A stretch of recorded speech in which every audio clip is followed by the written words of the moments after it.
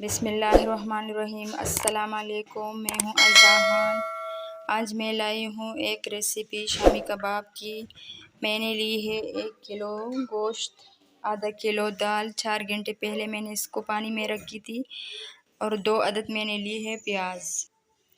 इसके लिए हमने ली है अदरक, लहसुन 12 पीस, 1 चम्मच काली मिर्च, लौंग लिए 4 अदद, बड़ा इलायची 4 अदद, 1 दालचीनी, 1 चम्मच खुशबू मसाला, कुटी हुई लाल मिर्च 1 चम्मच, साबुत धनिया ज़ीरा 1 चम्मच, 2 चम्मच हमने लिए है साबुत धनिया। ये हमने ली है कुकर। अब हम इसमें डालेंगे गोश्त और पानी ली है 1 कटोरे हमने लिए पानी, 1 से ज़्यादा। अब हम डालेंगे गोश्त। गोश्त हमने डाले। अब डालेंगे दाल।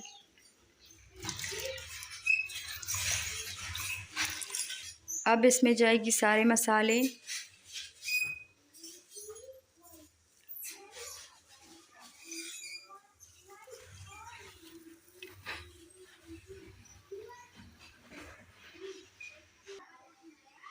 और ये है प्याज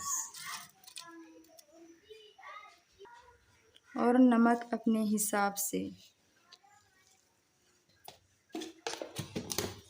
अब हम देखेंगे कि पानी ज़्यादा है कि कम। अब हम रखेंगे ढक्कन।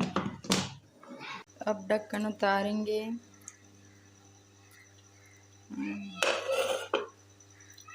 ये देखो, थोड़ा सा पानी है। अब ढक्कन उतार के इसको पकाएंगे। जी दोस्तों, तो देखिए ये मैंने मिक्स किए। अब हम डालेंगे 2 हरी मिर्च और ये गन मैंने निकाल दी इससे। अब हम डालेंगे 1 अंडा।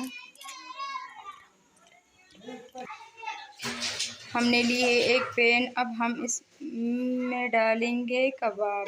थोड़ा सा घी डाल दिया है मैंने। अब डालेंगे कबाब। बिस्मिल्लाहिर्रहमानिर्रहीम।